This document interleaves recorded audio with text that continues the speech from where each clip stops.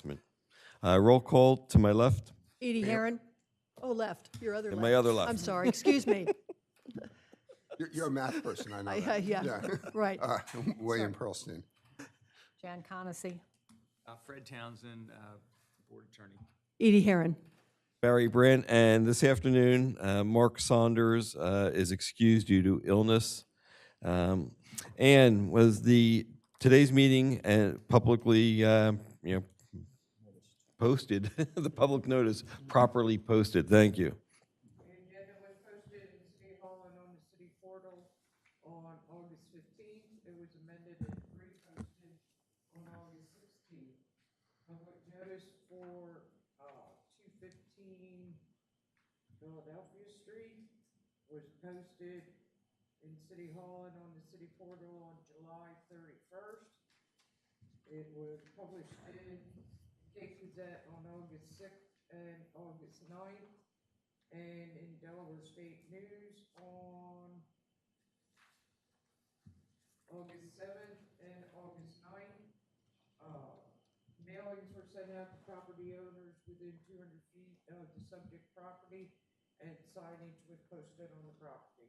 That's all I have. All right, thank you. And I know we received public correspondence in letters of support. Did we receive anything last minute this morning or over the weekend? Nothing? Okay, thank you. Okay, we have a little housekeeping work to take care of, so we have 3 minutes to approve. Hopefully the board got a chance to review the minutes for May 20th, June 6th, and June 24th. Barry?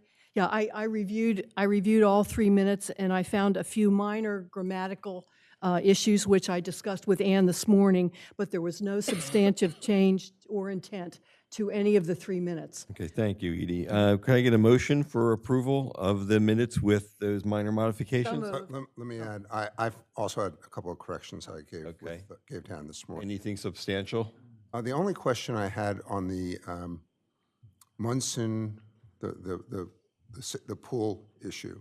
Okay. It said in there that the requirement was 20 inches under the international standard. I thought it was 4 feet. And I looked, What, width or height? no, this was not on the fence, on the lip area from the edge of the pool to a fence.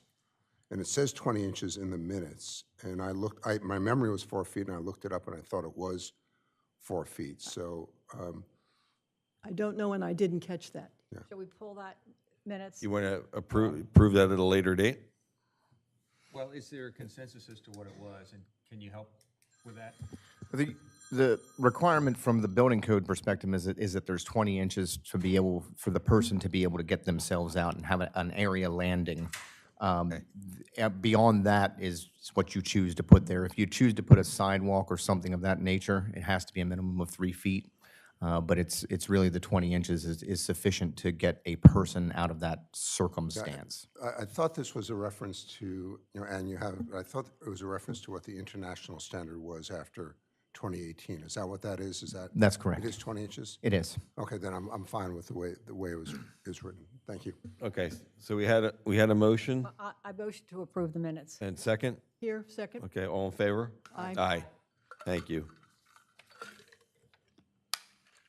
Okay, and we did sign one notice of decision for the case on Sussex Street. Everyone had a chance to sign it? That's correct. Yes. Did? Good? Yeah. Yep, okay, we did, thank you. All right, this afternoon, we have one case on the board.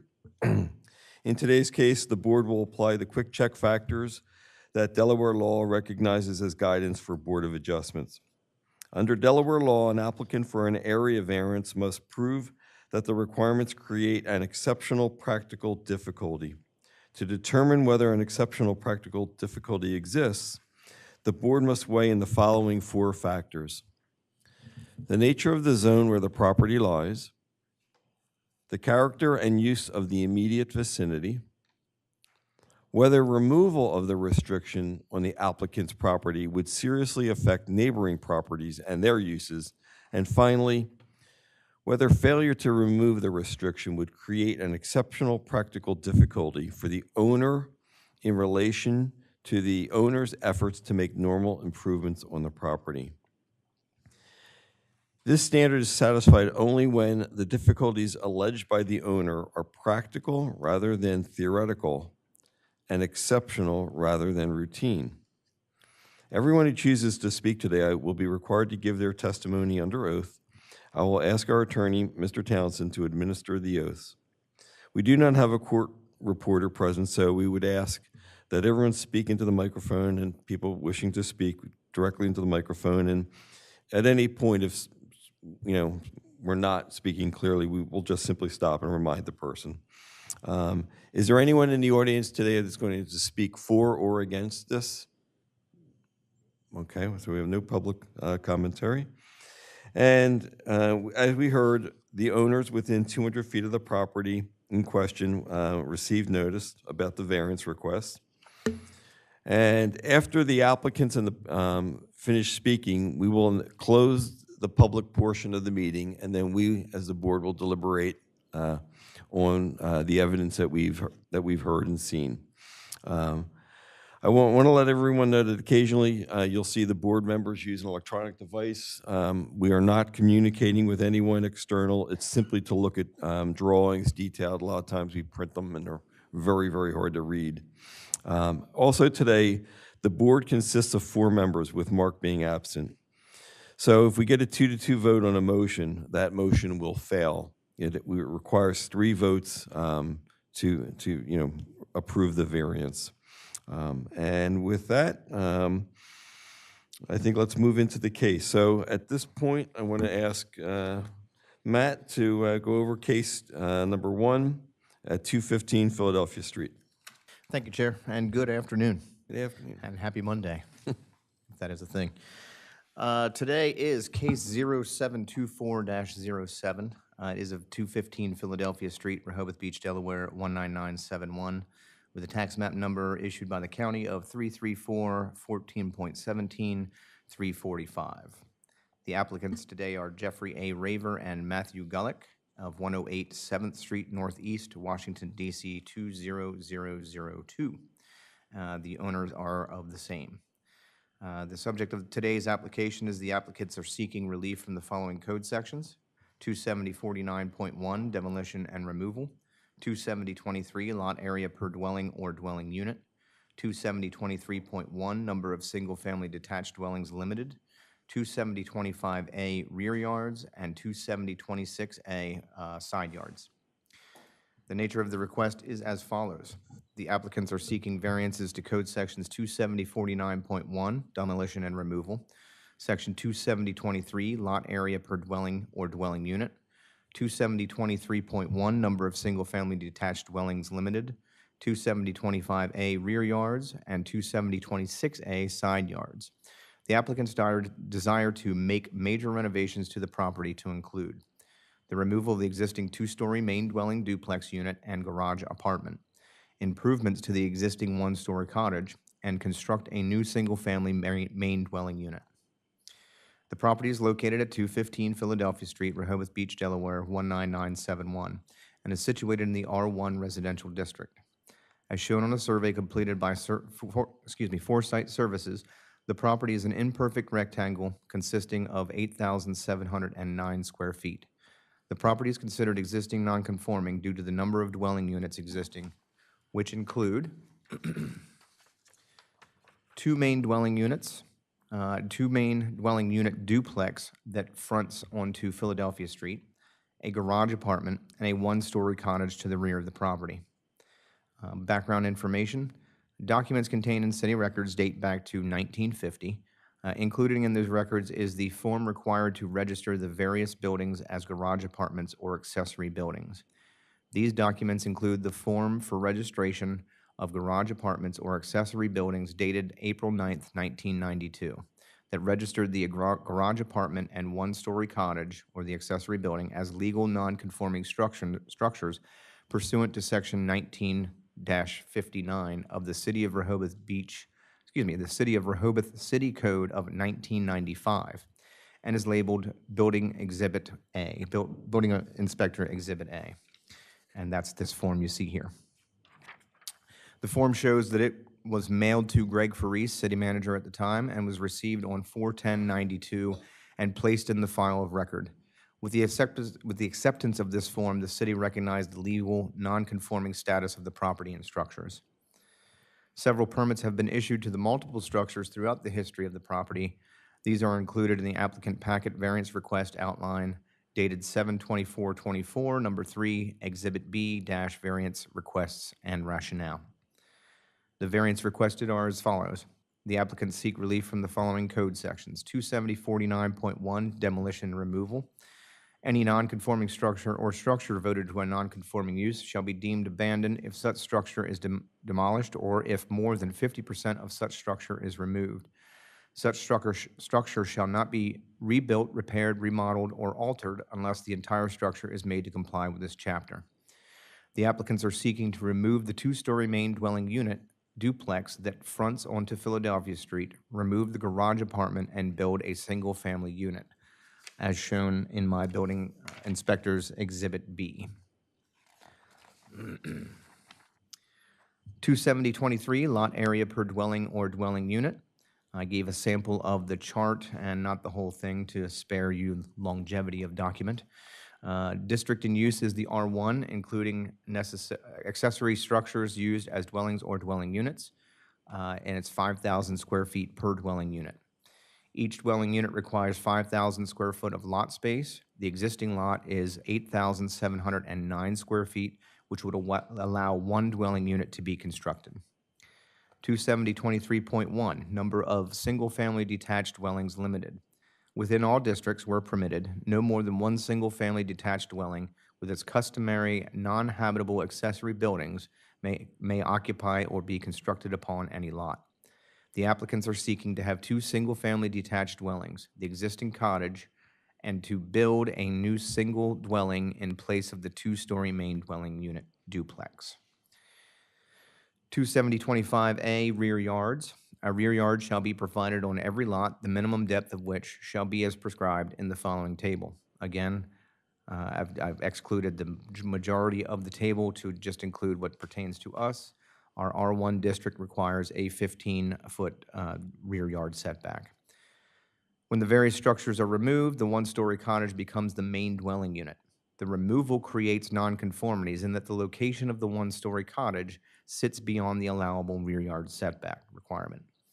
The applicants are seeking a variance of a maximum 13 feet to allow the one-story cottage to encroach the rear yard setback as existing. And I've shown that in my Exhibit C. You can see that there's a varying dimension to the back of it, so the totality would be of the 13 feet.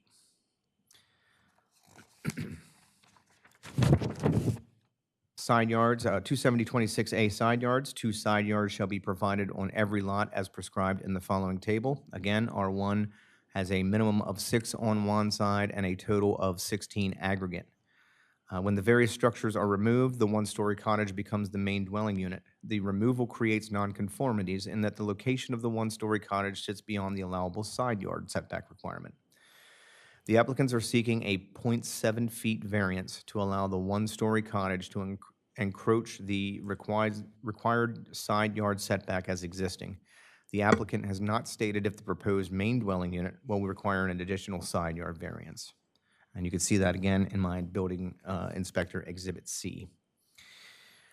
Conclusion is that the demolition of the primary dwelling and garage apartment would turn the existing one-story cottage into the primary dwelling. The cottage would then require a side and rear yard setback variance to remain as constructed. However, the applicants desire to construct a new primary dwelling, returning the cottage to an accessory dwelling status. The new construction would be required to conform to all zoning requirements. The applicant may be required to seek additional variances if the proposed construction would violate any additional zoning requirements. All right, thank you, Matt. At this time, I'm going to invite Mr. Raver, Mr. Gulick, if you guys want to come up and sit here. What we'll do first is if we have questions for the building inspector, we're going to ask them, but I want you to be up front. So, Edie, would you like to start with questions for Matt? Matt, first of all, I want to thank you so much for your thorough and helpful building inspector report. It was absolutely fantastic. Thank you. And the exhibits are just great, and with your red curlies around the edge, it really helps us understand a kind of a complex situation here. Noted, So thank you. I thank you again for the effort you must have put in. When was this property purchased by the owners? Do you have that information, or do we need to ask the owners? I see do that not. there were somebody like Diebler in 1992 who registered the buildings. May we ask these folks, or what? You want to swear them in first? Sworn in. So then we'll swear you in. Do you each intend to speak at one point or another? Yes. Right, okay. And then when that time comes, we're going to do our best to speak one at a time and help each other get through it so that we can make a record. Excellent. Okay, so who wishes to go first? I can go first. Okay. Jeff. Jeff, so what I need to hear for the record is your name and address. My name is Jeffrey A. Raver, and our home address is 108 7th Street Northeast in Washington, D.C. 20002. Mr. Raver, do you solemnly swear or affirm the testimony you give in this proceeding will be the truth, the whole truth, and nothing but the truth? Yes, sir. Okay, and sir, if you do the same? And my name is Matthew T. Gulick. My residence is 108 7th Street Northeast, Washington, D.C. 20002. And do you solemnly swear or affirm the testimony you give in this proceeding will be the truth, the whole truth, and nothing but the truth? Yes, sir. So, gentlemen, when did you purchase the property? It was March 2017. Did you, What year? 2017. Oh, do that, thank you. and did you purchase it from the Dieblers? Or was there No. someone else in between? There was someone else in between. Okay, that's fine. I just was trying to get a little handle on that. Back to Matt. We're really working on him, but thank you for taking the time to answer. Matt, quick question. Well, I have a couple questions. On your page 1 of your report, the middle bullet under nature of request, you have improvements to the existing one-story cottage. To me, that's a disconnect with what the applicants gave us, because they say no changes to the existing cottage are included in this proposal. And I was wondering if somehow we've got a disconnect, or we missed something, or... So what I mean by that is I don't believe that they're adding any space to it. There would just be normal kind of sprucing up, if you will, but not adding to any of the structure. Okay, but they're saying no changes, so so as far as you know, there are no physical footprint or other kinds of changes that they are looking for. We can ask them the same question when we get to them. That's correct, and I would assume maybe some siding changes or something similar Okay. to the like. Okay, I'll hold that then, thank you. On your page 2, under application background and information, the last bullet that begins several permits, we only have one permit. Was that what you intended? Is this just a typo or there have been permits and you only included this one, or how does that work? That bullet point was put in there to just to signify that multiple permits have been pulled for this property and no problems have arose from the pulling of those permits. I see. And the file was right here, so I didn't want to go in. There's Sure. a multitude of it, and they date back to 1960, so Sure. I didn't want to swamp you with paperwork. I just wanted to be sure that there wasn't another permit with these gentlemen that we might not be aware of. So thank you for the clarification. You're welcome. Now, I have a question that you may not have the answer to, Matt. How could they change that non-conforming structure for over $100,000 in just a few years ago? That's not a minor repair in my book, and I don't see how were they able to do that without variances with a non-conforming structure. This isn't anything other than an ask. Yeah. It's an ask of how that might have occurred only just a couple of years ago. My assumption is that it didn't eclipse the 50% threshold to bring the property into compliance. But that was 50% of value, right? No, You it go by No, it's value? not value. Or value. a It's- structure? It would be structure, and it would be the totality of Got the it. lot, and not just one building in this We're example. talking a little less than 4 years ago. We're Yeah. spending $109,000 on this place.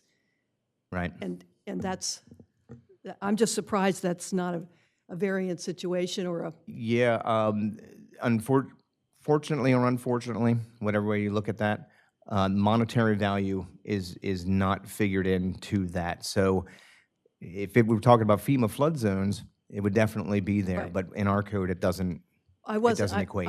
Just the dollar figure was a red flag, if you will, to me, saying, if you're going to spend that kind of money, you're probably doing some major kinds of things there. And so, and often the major kinds of things, of course, get into our threshold of where a variance would be needed. And I just was wondering if there was that kind of situation or. I don't recall the review at that time. If we wouldn't have triggered it, it probably didn't equate. But to look at it from a different standpoint, the prices of finishes and construction is just through the roof right Right. now. I know So, that. Yeah, okay. But, so what did they do? Maybe could I Why just don't we ask have them? We'll ask them when we get to them. That's, All right. yeah, I had that for applicants. On page 3, the very last sentence before, where it said applicants are seeking a variance of a maximum of 13 feet. Now, I know that there's a kind of a diagonal along the back of that cottage. So you're saying it's a 13-foot linear encroachment, it's 13 feet across that they have, but what's the distance from the property line? so if you look, that would be the distance from the property line. Because the cottage sits so close to that property, we don't have the 15 feet. So Right. they already have the 2.0. Okay, So they would need an additional 13 feet Okay. for the rear yard setback. So that entire back wall is only 2 feet from the property line? Yes, that right? it sits not quite perpendicular to Right. it. So you can see the one measurement is called at 2.2 feet. Yeah, So it 2.2. does sit at a different angle. Right. But we're really talking about 2-ish feet Yeah, of that correct. entire distance. Yeah, and that's why I put the 13 feet, Yeah, because yeah. that's the biggest number that I can derive from Sure, that. that makes sense. Does the plan for this is, now I'm moving to another category. Does the plan for the new house, this would be your Exhibit C, does, along with its basement, and I noticed that they have a basement included, as far as you know, would that meet all code if it was by itself? Or have Well- you been given enough specs to make that decision? Yeah, I guess the important part of this is this meeting, and then they would submit documents to quantify exactly what they were doing to that effort. At that time, we would Okay. review it for better zone compliance. For natural area, lot coverage? Yes, ma'am. For all of those things, okay. Okay, bigger picture question, sitting back. What can they do without a variance? I listed a few things that I think I know. They could leave it as it is. They could demolish all 3 structures and build one house or structure according to our zoning codes for a lot. They could demolish the house and the garage apartment, then move and remodel the cottage to meet the zoning codes.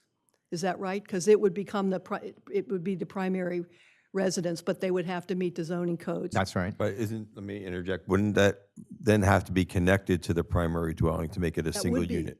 Only if they were to build another structure on Correct. there. Right? Yeah, So, yeah, that- so if they would remove. Option 3, she was on, yeah. Good point, Barry, Okay. good point.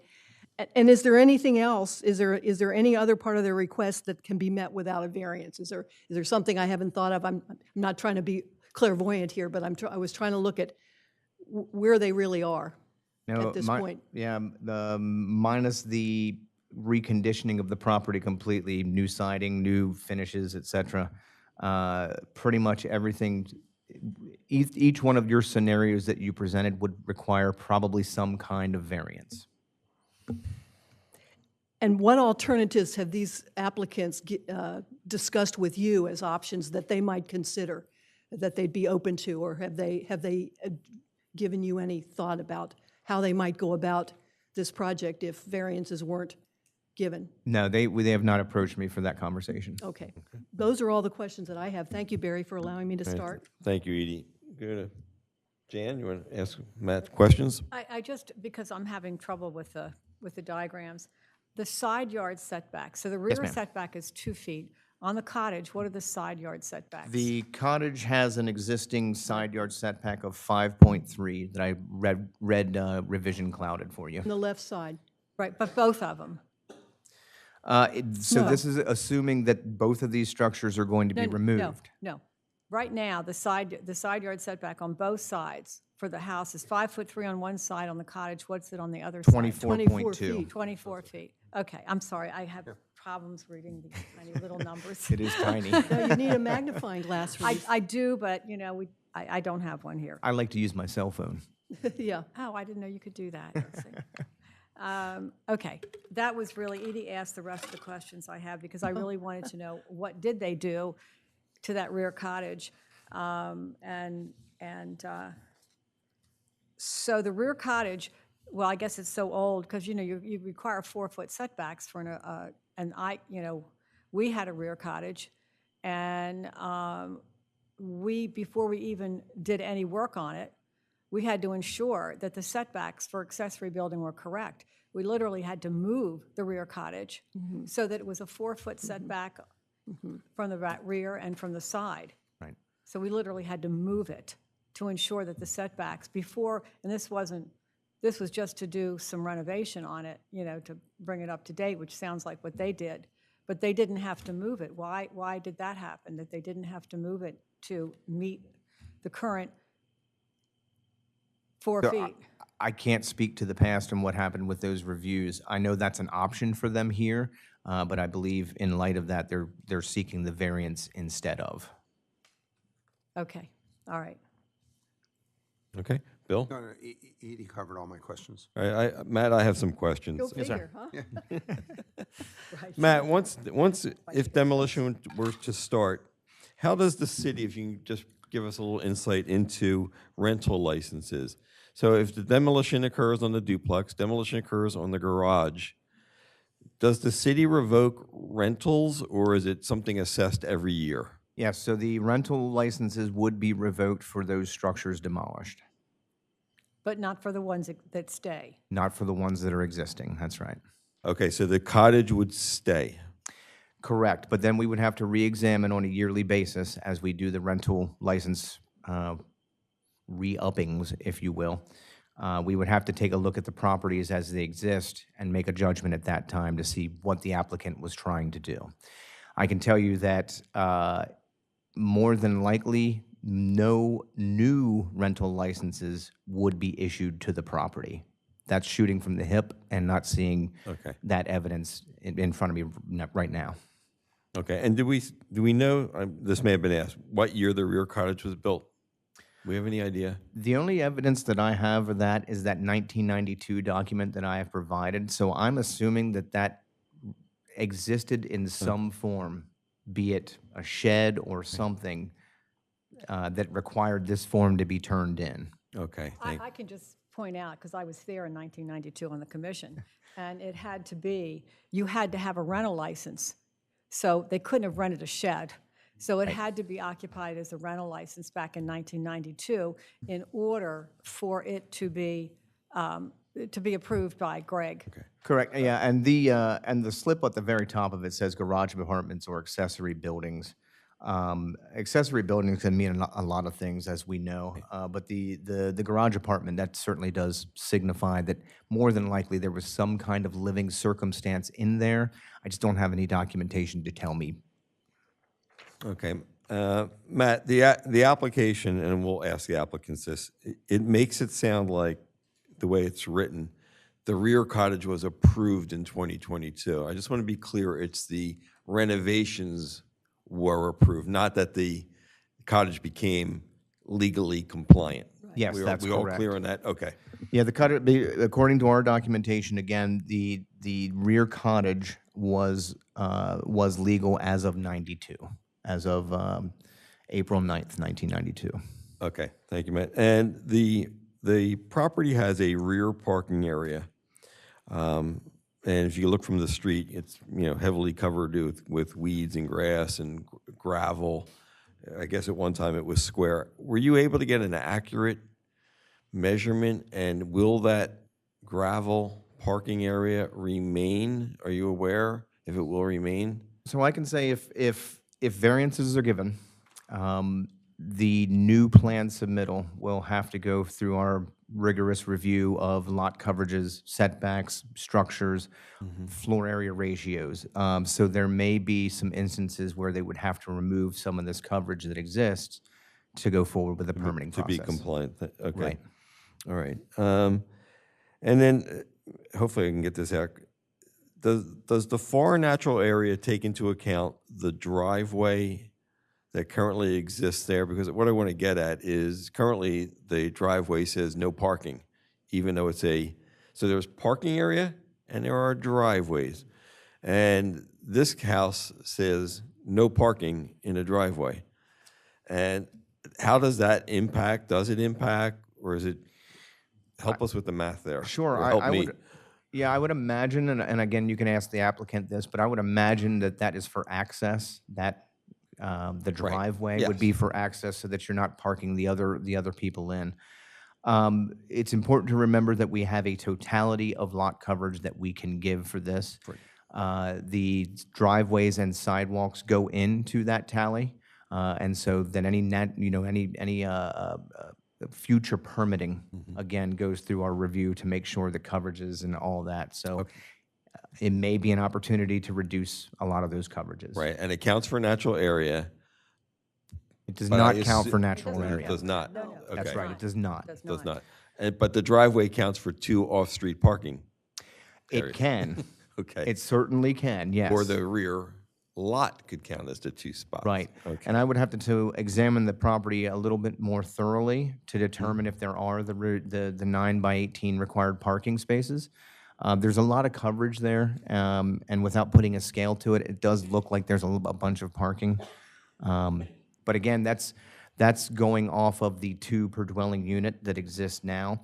When if successful in the variance request and the cottages, the multiple occupancies get removed, different parking requirements come into play at that point. Okay, very, very good.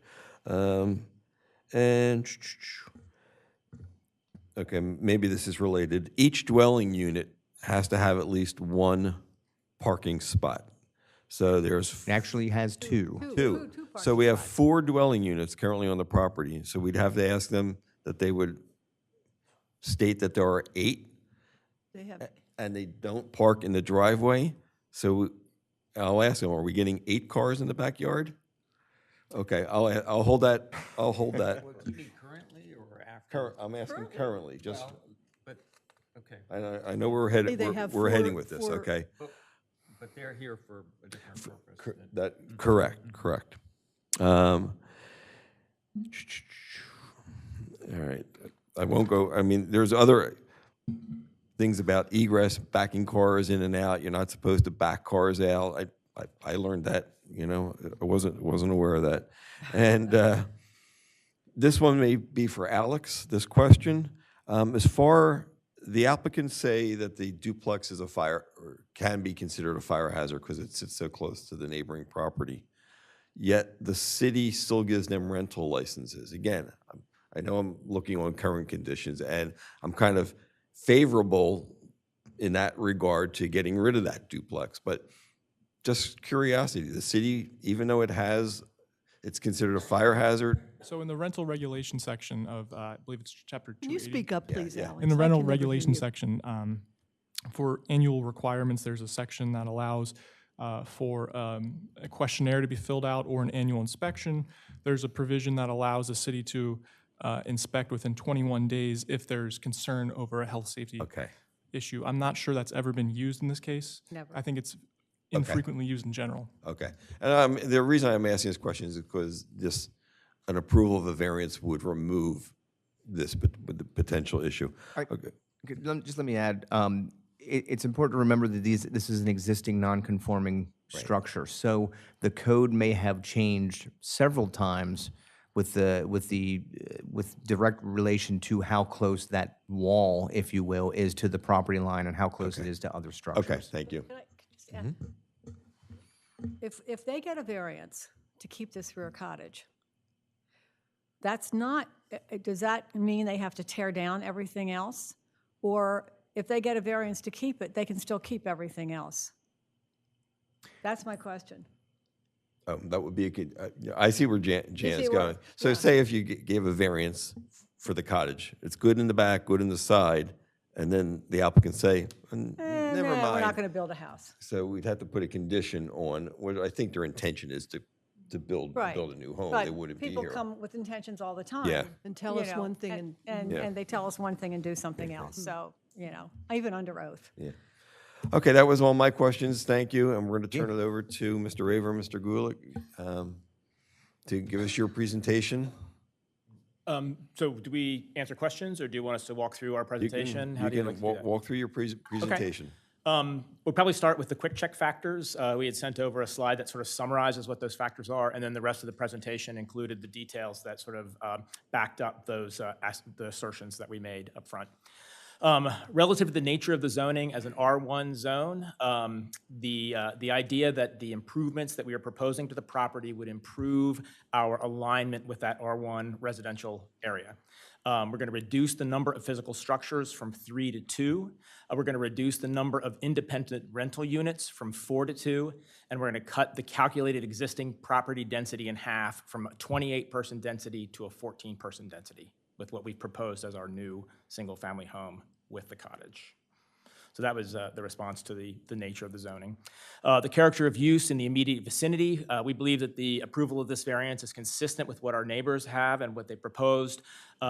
We do have the letters from the neighbors indicating that they're in support of us reducing the density of the property and going to 2 structures. We also looked at the other properties in the area. 211 has just 1 primary living unit with 14 calculated density. 213, primary living area and a shed with an 8 calculated property density. 217 has a primary living area and a pool house in the back with a 12-person calculated density. And then 219 has a primary living structure and a garage apartment with an 18-person calculated density. So we believe that by allowing us to have this variance to have the 2 structures, that would bring us better in line with the character of the vicinity.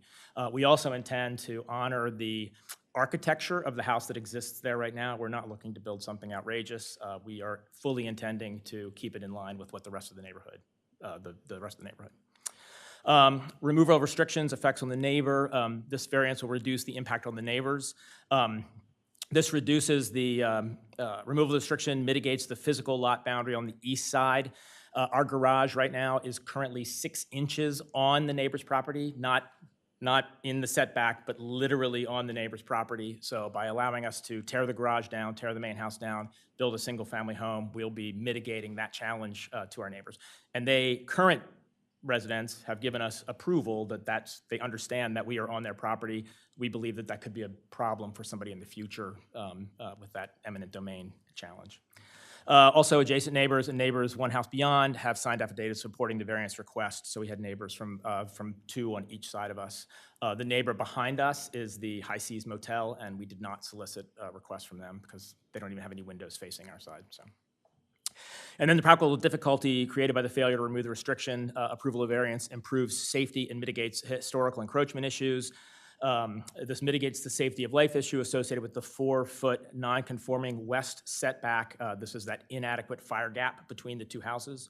I would like to comment that that gap became an issue when the neighbors were granted their permits to build their house. We did not have that issue until they built the house with the extended fireplace that extends out over the setback. So as you can contemplate our rental licenses and all those kind of things, we were okay up until that house was completed. But we're fine. If we do this, if the variance is approved, we'll be set.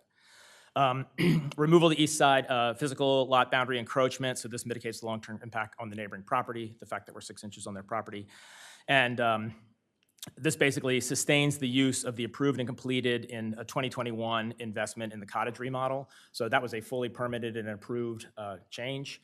In answer to your questions, we made no changes to the physical structure, footprint, or exterior other than new siding and new windows. So that is why it did not require us to ask for a variance at the time, because we weren't changing any of the external other than the finishes. So. Those are my thoughts, or our thoughts on the quick check factors and how we apply to those. So. Thank you. Mr. Gully, would you say? I'm good with that. Okay, as far as questions, well, let me start down, Bill. Bill first, we'll go with your questions. You talk a little bit about what you did in 2021 to the cottage.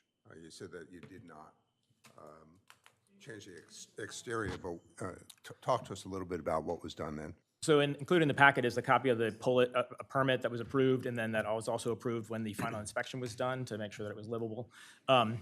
We basically redid the inside. We put insulation in. It was an uninsulated structure before. We put new siding on the exterior. We upgraded the kitchen inside of it, and we added a half a bath into the inside as well. And then you made some reference to what your neighbors did vis-a-vis what's being talked about as a fire hazard. Did they get a variance, or you're just saying that they?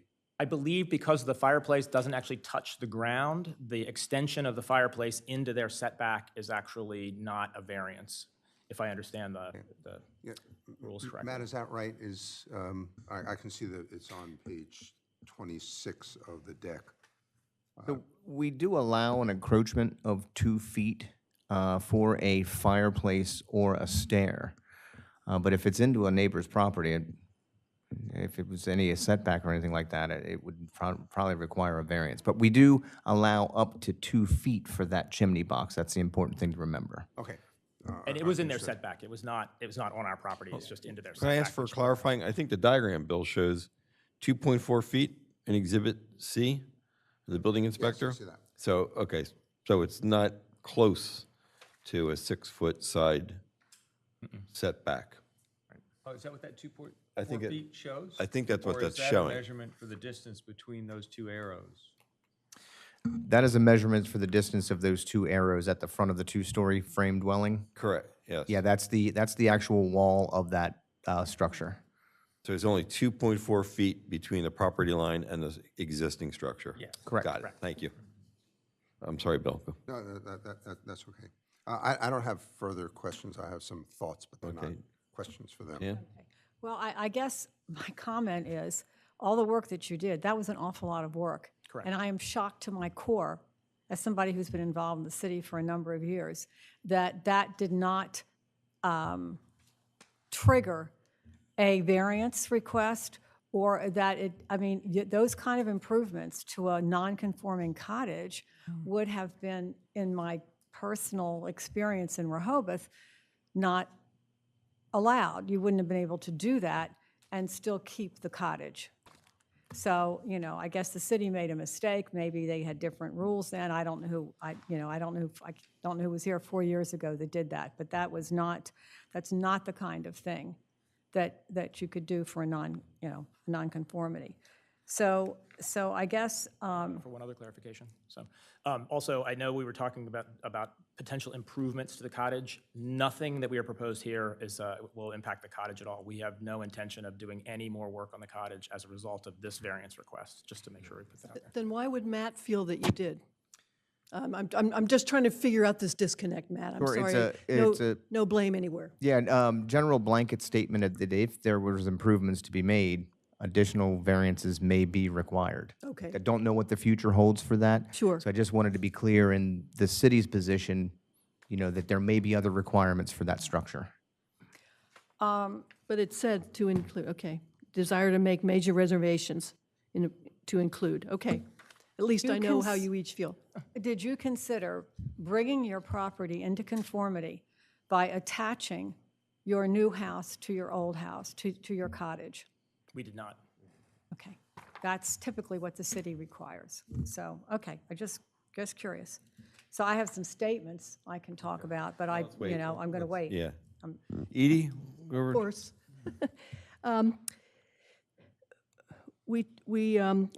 Your application listed just 2 variances that you were looking for. Yes, ma'am. When and how did you determine that an additional 3 variances would be needed for a total of 5?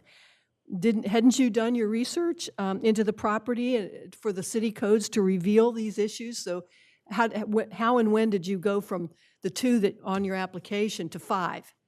The two applications, the ones that we put on our application, were basically focused on what we needed to do to the front house in order to make that come into compliance and where we were struggling.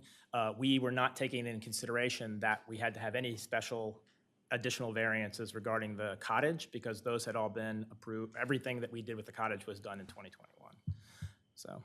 Matt, did you help them understand what other variances they needed? Were you the guy that helped them do that? So we, in the process of writing the report and looking into the other instances is where we came up with, you're going to need these additional variances. Okay. Back to the applicants. What were your future plans for your property? This is kind of what I think Jan might have been getting at. In 2021, when you did such extensive work on a non-conforming cottage, what were your future plans for your whole property? It was always in our intent to retain the cottage and rebuild the front structure as a single-family home, removing the garage completely.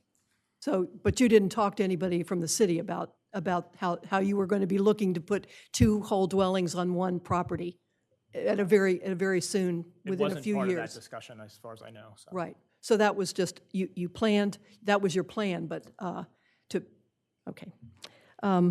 So at a later date, you hoped that the city would somehow allow you to put two dwellings on one property. Is that right? We had hoped that we would get a variance in order to be able to build a Okay. single-family home on the property and tear the Okay. garage down. Fair enough.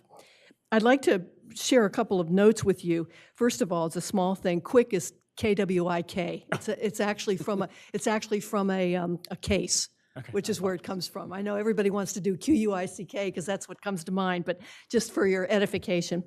I assume you know that the Board of Adjustment has no precedence. Each case is entirely on its own. We do not deal at all with any precedents. And any variance we get, which you may know this too, goes with the property, and I'm going to be definitive, forever. No matter who owns it, when it is, who the neighbors are, what they think at the time, what they think later. So we cannot make any decision based on you as people, on your neighbors as people. It has to be on the property because it sits with the property forever. The other thing is I wanted to clarify, the purpose of registering a non-conforming property is not perpetuity. It is to allow, I wrote a little thing so I'd be sure I said it right, this is not grandfathering. It's just a service to current owners to get them over the hump of having something that doesn't fit current code.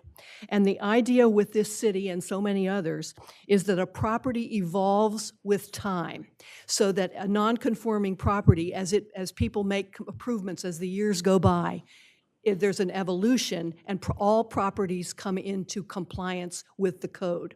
So it isn't a grandfathering situation, non-conforming. It's a temporary so people aren't blasted with being not conforming to code.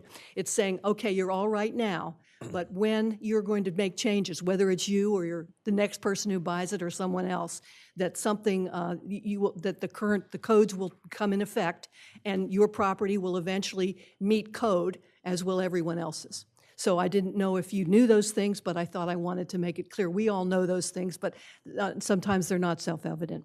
I don't have any other questions, Barry. All right, thank you, Edie.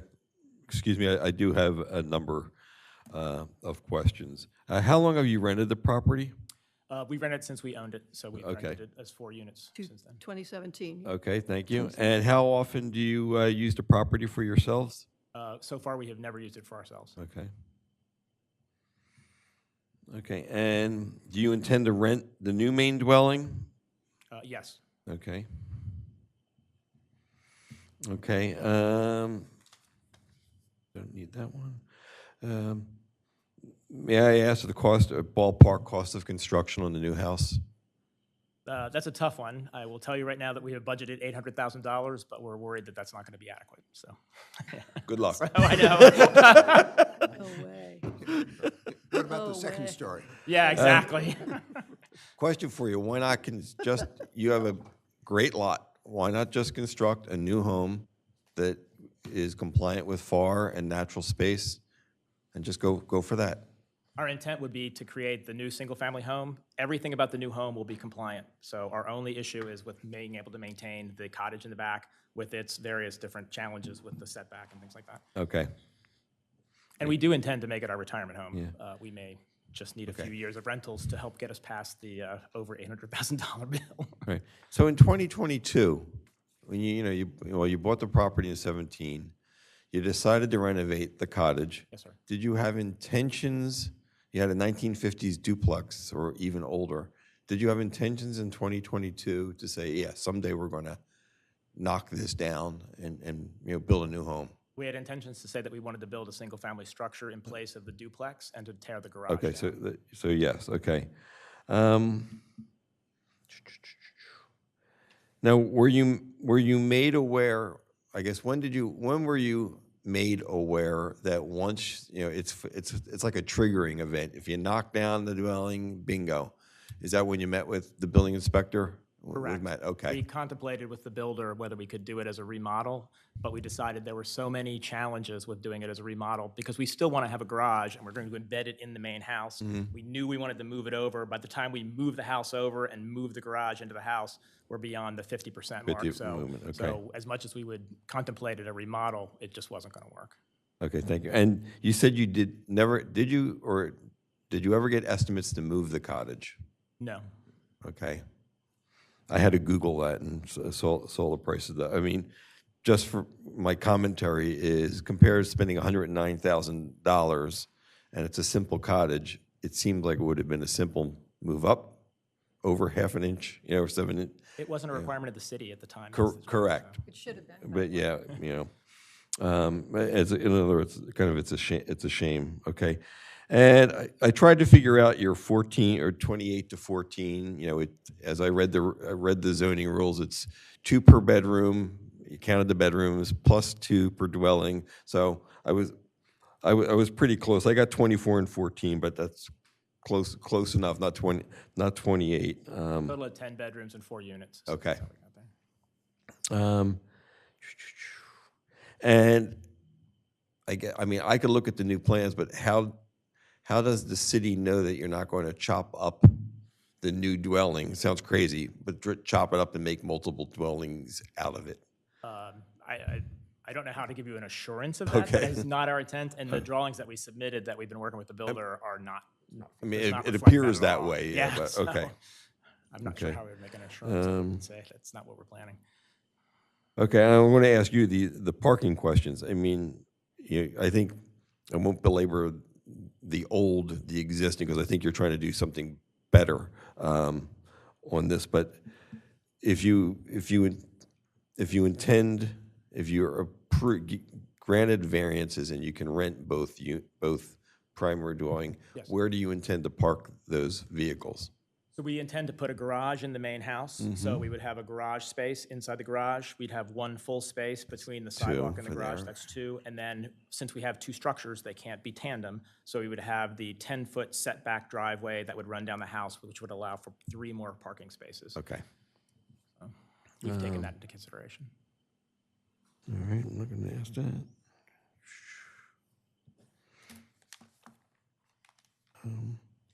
And just for the record, what were you going to do with that gravel lot in the back? Were you intending to remove that? Yes. Okay. It'll be landscaped. Landscape, okay.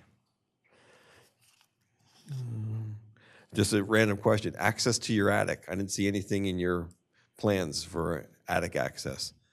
We're vaulting the ceiling, so I'm not entirely sure how much attic access we might actually have. Kind of in the back of the house, there looked like there was space. Is it just going to be a pull down or steps up to it? I hadn't considered it. It's a good point. Thank you.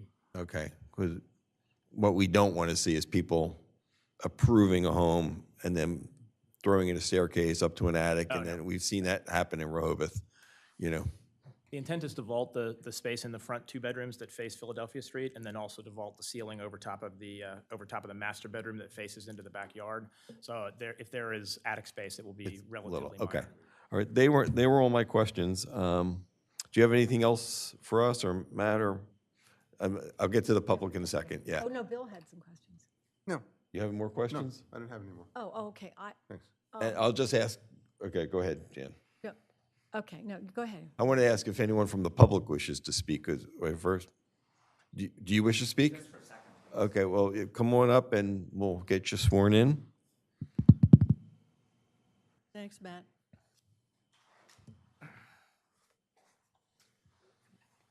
Name and address for the record, please. Charles Champagne, 219 Philadelphia Street, Rehoboth Beach, Mr. Delaware. Champagne, do you solemnly swear or affirm the testimony you give in this proceeding will be the truth, the whole truth, and nothing but the truth? I do. Understanding that there's no precedent, I have some historical context to add.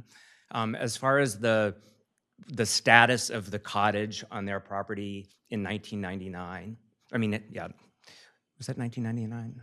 Yeah, 1992. We bought our house in 1999, and the owner of the property that they now own lived in the cottage, and she had lived there for a long time. So I'm assuming she had lived there as far back as 1992, although I can't provide any date. So it was definitely a residential structure for a long time.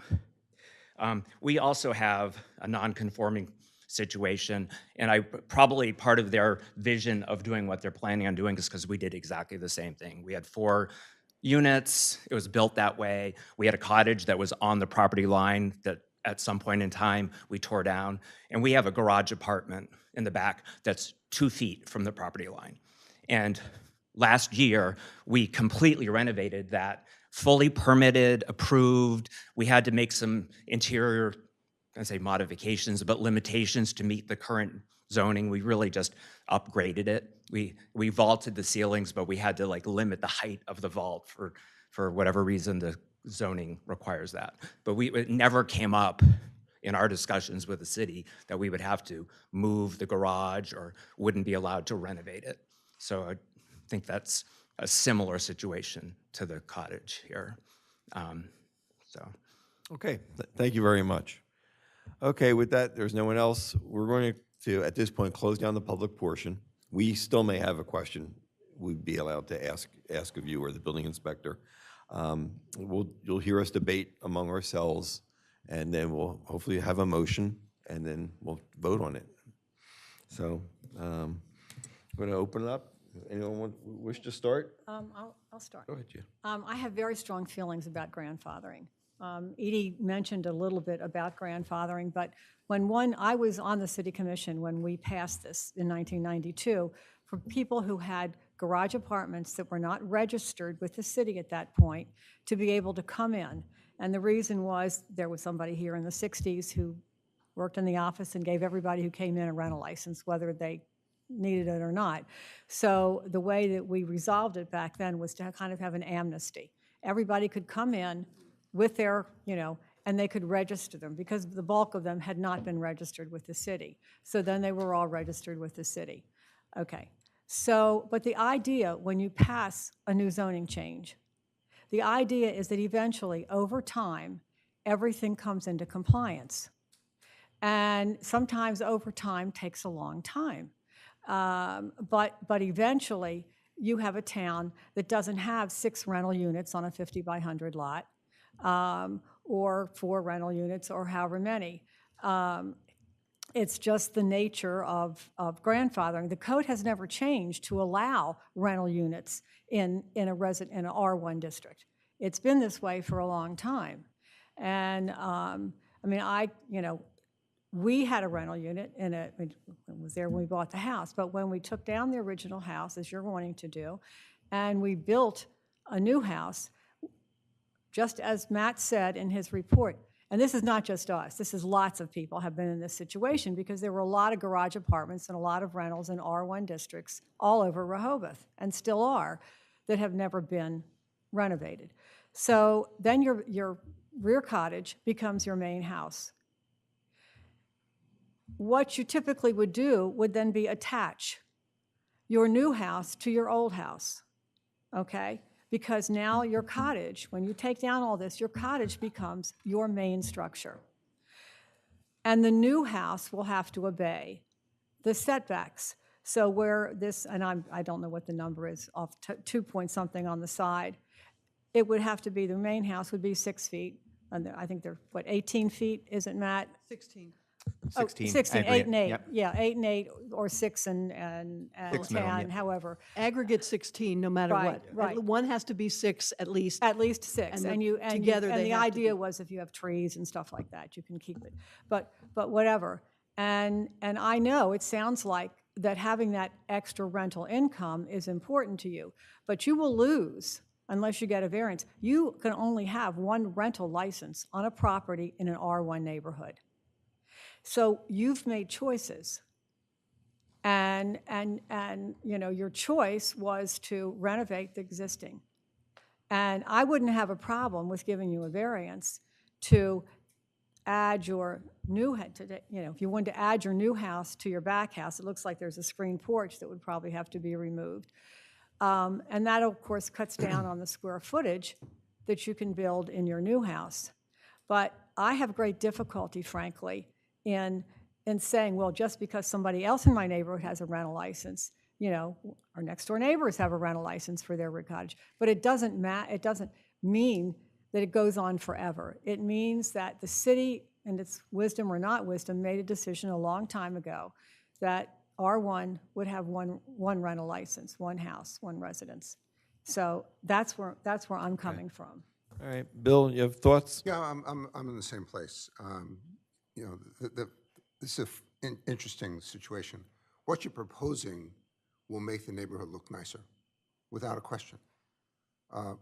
But as Jan said, the city has said one dwelling per lot. You are honest in saying that when you renovated the front cottage or back cottage, you did intend to renovate or rebuild the main dwelling, and you know, it's only a few years ago, so it sort of seemed that way. But it's very hard to see where there is an exceptional practical difficulty in meeting the one dwelling per a lot expectation of the city. You know, given your situation, and it will make the neighborhood look nicer, but the rule is 1 unit per lot, unless there's a variance, and it's hard to see what the in my view where the exceptional practical difficulty is. And frankly, the fact that you did this a few years ago, to me, does not justify the exceptional practical difficulty. As you said, that was what the plan was. It's unfortunate, but I don't see where the standard is met to overcome what the expectation is of 1 unit per lot, and the lot is what, 8,000 square feet. You know, it's not like it's over 10,000 where you could say that you could break it up. So that's sort of where I am at this point. Okay. Edie, thoughts? Yeah, I went through the quick check factors, and I can't find any of the 4 that apply, that are positive for this case. The nature of the zone, the R1 doesn't permit 2 single-family dwellings on a lot. I mean, it's cut and dried. And the whole purpose of that, as we know, is population density and to evolve, as we've said, towards all properties being in compliance. So the property's 1992 registration does not imply perpetuity of non-conforming status. That's not, as Jan said very well, it's not what it does. It's a temporary non-conforming that evolves over time into conforming for lots. So I don't find quick check factor number 1 as a yes. Number 2, the character and use of the vicinity. There may be other existing non-conforming situations in their area, and we know that there are, but perpetuating them is inconsistent with the city's character or focus. And number 3 is the only one that I said probably could be okay, and you'd have to meet all 4. Probably okay right now in 2024. The removal of that restrictions, as we see from the very nice letters that we got from their very supportive neighbors, would probably not affect their current neighbors' properties. However, variances are forever for any property, and future neighbors could well be impacted if the variances are granted now. And then number 4, the exceptional practical difficulty, with both of my colleagues have mentioned, absolutely not. the applicant's exceptional practical difficulty isn't even there. The relief that they request substantially impairs the intent and purpose of the zoning plan and its regulations. In fact, it's a disregard for the zoning codes and their purpose.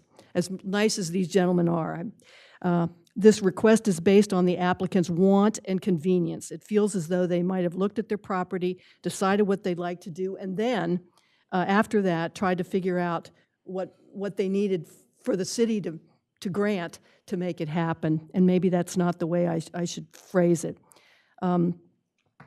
So I just feel that there's really nothing to recommend it at this point. Okay, thank you, Edie. So my thoughts on this are, the city is very clear. In a residential area, we have one dwelling, that can be rented out. So as you know, people rent their entire home, their property out in Rehoboth.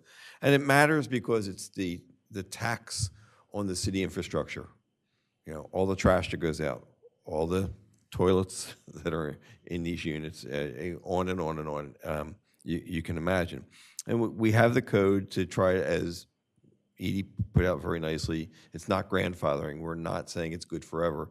It's to try to get there. So I applaud you for trying to make the situation better from 4 units, and now you want to go down to 2 units. But one of the concerns I have is if you're given these variances, you might be back here in 3 months, 4 months with variances that, I don't want to give you this, okay, you can go, and all of a sudden you get stopped dead in your tracks with other variances. As you saw, you thought you were going to improve it, and then you had a triggering event that hit, as soon as you take down that primary dwelling, it was kind of like a triggering code. So, but I'm trying to weigh the good and the bad here. So is it a good variance request in that you're taking down a fire hazard, getting off of the property line, reducing the density? But again, the city has these very, very clear codes for, the density on a lot. So it's a tough call, but I don't see an exceptional practical difficulty here. You rent the unit, you want to continue to rent it, but I do see, and again, I'm not here to give you solutions, but you can connect the existing cottage. Probably you would need variances to leave it alone, but I think it could easily be moved, connected it, and if you're going to continue to rent, you're renting a larger dwelling. You're not renting, so you can have the new house, you can have the cottage, you can have the garage built into the house, connect them. Building inspector could, help you do that, and you're just renting a place with 2 additional bedrooms. I don't know if there's any limit to number of bedrooms in a rental unit, but I think you can get what you desire. And again, I'm not supposed to be giving you recommendations, but I think as it proposed today, I have a hard time seeing an exceptional practical difficulty on this. Any feedback from you guys? Well, your thoughts are good, but they ought to be aware that this is a very perhaps. What you said is Correct, really perhaps. nice. It's a nice idea, but and it's all anything might be possible. We just don't know. Right. It would have And again, I'm very concerned about density. that absolutely, the city services, but Right. There could be other triggering Right. codes Right. that we're not even talking about here, and then we get stopped, and we've given you an approval, and then all of a sudden you get stuck again. So I'm going to ask if there's anyone who would like to make a motion. I move that we deny the variance based on all of the quick check factors that I went through in my comments. Okay. I'll second. Okay, I'm going to go down. I support the motion. I don't believe that, that the applicants have met the quick check factors. As I said, I believe that this would be an overall improvement, but that is not what the zoning rules require, and so I would not support granting the variance request. Okay, Jan, your thoughts? I don't support granting it. And I think Support the motion. You support the I motion. support the motion, and I think I've pretty much stated what my thoughts were about why I support the motion. Okay. I support the motion since I made it, Right. and for the quick check factors that I mentioned in my comments. Okay, and I'm in kind of agreement with Bill. It's a great idea. I don't think we've gone far enough. So I agree that with the motion of denial, based on Edie's, not meeting the four factors. I think you're close. I think you can build something. Just needs some more work, and encourage you to meet with the building inspector and see what we can do. So at that, thank you for coming, and it passes, 4-0. The motion to deny. Thank you. Motion to deny, yes. Thank you for coming. Thank you, gentlemen. Thank you very much. And we're also fine with leaving it as it is, too. So. Well, Okay. that's always an option, isn't it? Yes. Barry, let's talk about next month. Yeah. Oh, yeah. So let's stay on recording. I think we have an application next month, too. We have 2, okay. Okay. Okay. And are they commercial or residential or one of each? I mean, one of each? Okay, okay, just checking, just Okay. checking. I'm going to be out of the country the entire week of the 22nd, so I can't do any time that week. I'm open. I can do any Monday there, Let me get my calendar. except next Monday. Well, no, I could.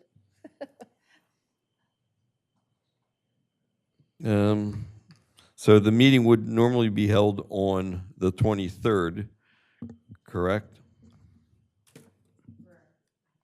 Okay. Is there a proposal to go to the 16th or the 30th? I can do the 30th, I can't do the 16th. Barry, I have no idea what I'm doing after about the halfway through September. So any day is as good as any other day. 30th? You want to try 30th? I can do the 30th or Ask the Ann 9th. first. Is That okay? better for you, Ann? Yeah, gives you a little more Oh, time. great. Yes. 9:30. The opposite direction, we're not going to get our notices out. Correct. All right, and Okay. so still at 1 o'clock, 1:30? 1:30? 1:30? Okay. So 9:30 at 1:30. Yes.